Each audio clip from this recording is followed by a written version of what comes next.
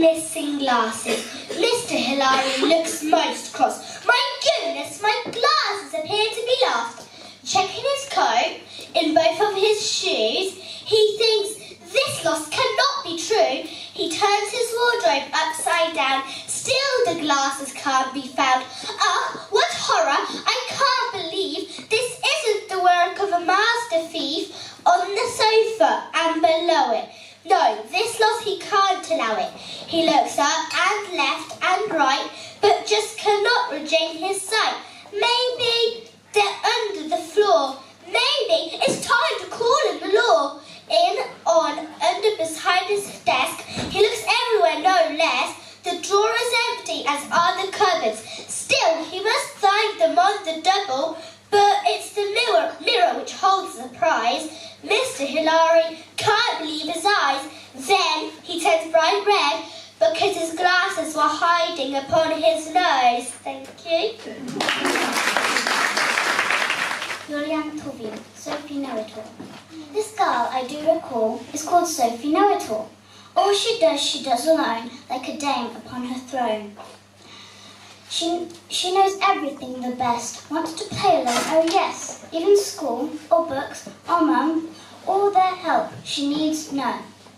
She's the biggest brain in town, don't you think, when she's around? She can't fail, she can't fall, because Sophie knows it all. So let's ask her what she knows. 2 + 2, Soph, 8 of course. Who is Copernicus? A king. What do miners dig up? String. And where is Krakow? Hollywood. And's learning good? No good. Sophie's my name, I'd need no help. I even eat breakfast by myself. I'll build a car from scratch alone and need no family in my home. Why should I try to read or ask when I'm always up to task? If you're such a wise lady, who's being silly now? Why me? Paul and Gaul shared a single home. Paul lived upstairs and Gaul down below. Paul, a quiet fellow, never bothered a soul. Gaul, his sole neighbour, he was crazy though. Just stayed in his room with a gun, for real. Running, trying to hunt for his next mad meal. Seeing foxes, rabbits he'd hunt to kill. Jumping up and down, never keeping still. Paul had to say something in spite of the riot. They were neighbours, right? Gaul could not deny it. Sir, your hunting ways, can they be more quiet? Else might I suggest a less ambitious diet?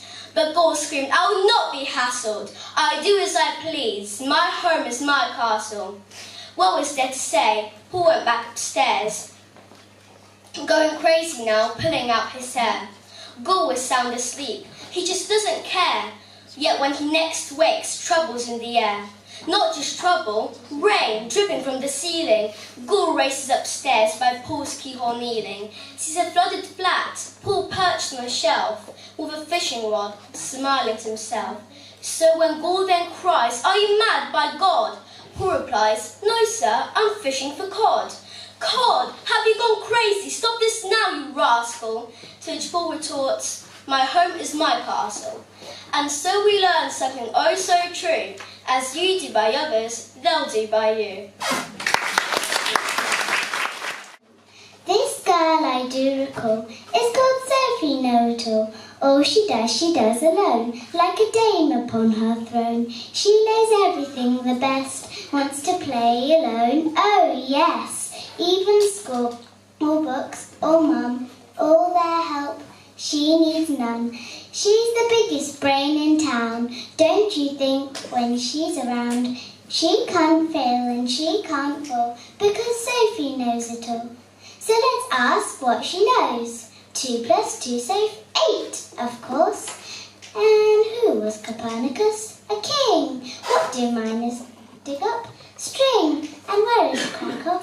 Hollywood. And is learning good? No good. Sophie's my name. I need no help. I even eat breakfast by myself. I'll build a car from scratch alone. I need no family in my home. Why should I try to read or ask when I'm always up to task? Who would dare to disagree? I'm the best, we know, don't we? If you're such a wise lady, who's being silly now? Why me?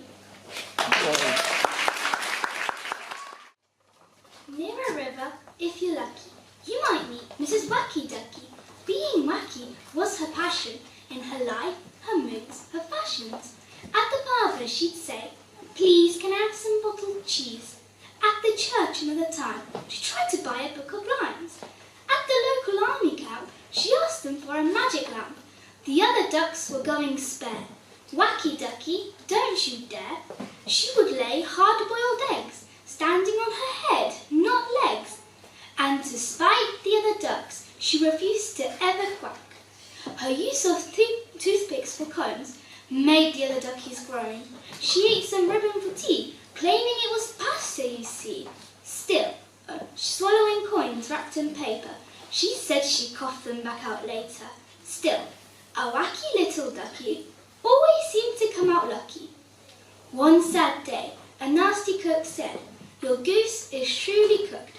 Having plucked our little duck, he put her on the oven rack. But dear Wacky wasn't having it. She turned into a rabbit, served with beetroot, because that's how wacky she was.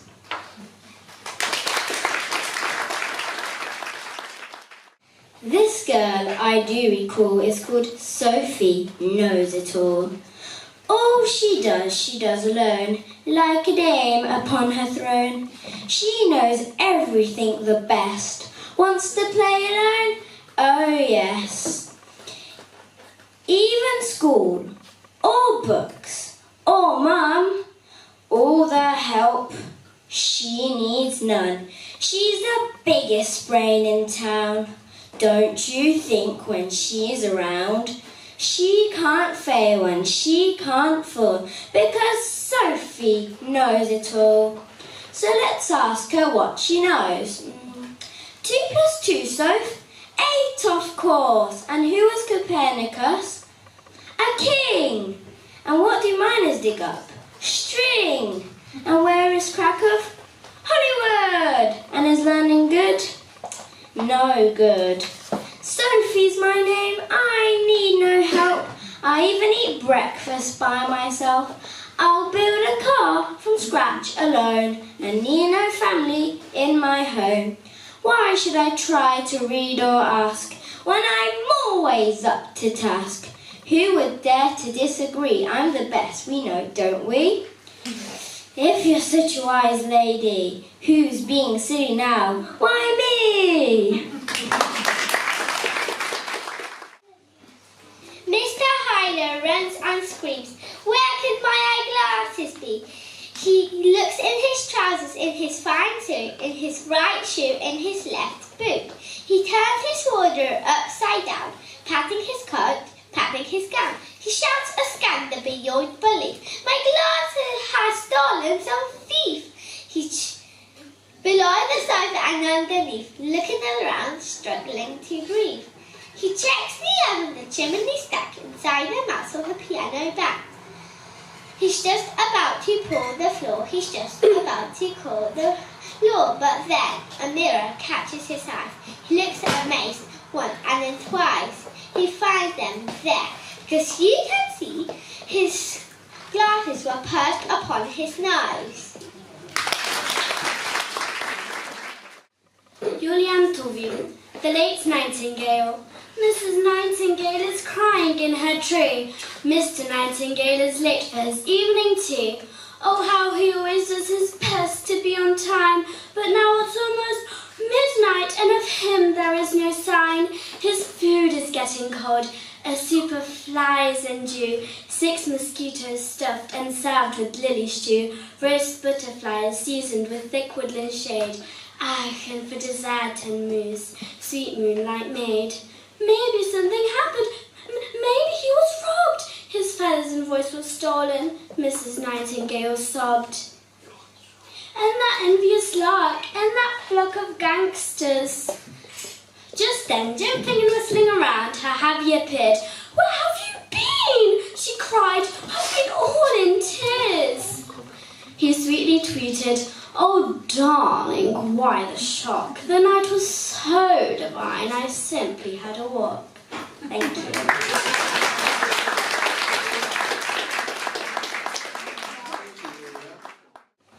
Near a river, if you're lucky, you might meet Miss Wacky Ducky. Being wacky was her passion. In her life, her moods, her fashions.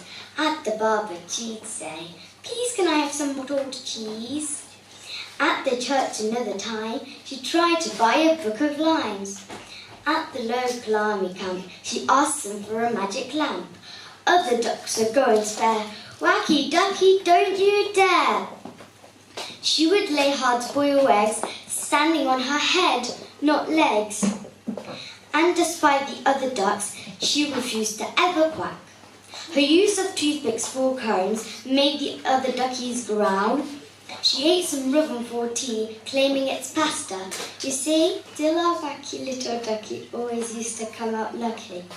One Saturday a nasty crook said, "Your goose is truly cooked."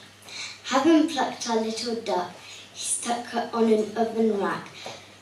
But dear Wacky couldn't have it. She just turned into a rabbit, served with beetroot because that's how wacky she was.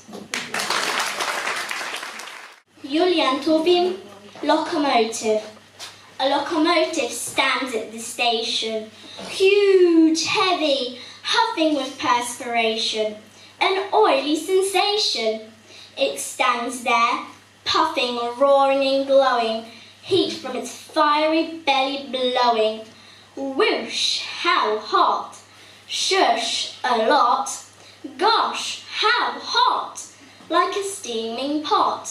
Boiling and toiling, it's ready to roll, yet the train driver keeps shoveling coal, adding more wagons on wheels of steel.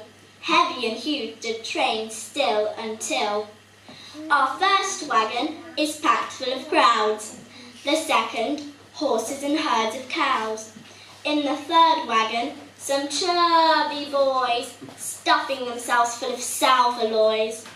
The fourth wagon is filled with bananas, while the fifth holds 6 grand pianos. In the sixth wagon, I see a huge cannon. I hope it doesn't flatten our wagon. In the seventh flogging, oak tables and chairs. The eighth, quite a zoo, with giraffes and a bear. In the ninth, a pen full of pigs. And in the 10th, trunks, cases and things. How many wagons? 40 in all. I've no idea what they will hold. And if 1,000 strong men ate 1,000 steaks, clearing their plates, and each one huffed and puffed as one, they couldn't lift it. It's too many tons.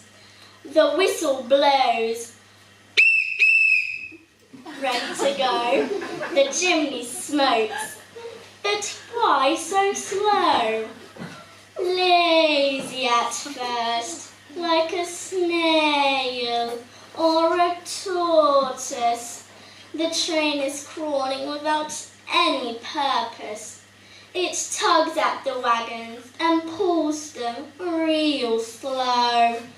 The wheels barely turning, refusing to go. But it keeps pulling and picking up speed and knocking and rocking and rolling indeed. But where to? Oh, where to? Where shall we go?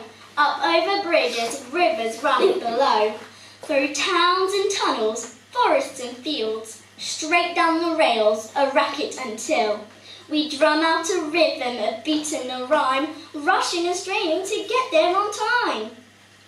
Lightly and sprightly, floating on wheels, as if it's a ball, not tons of pure steel.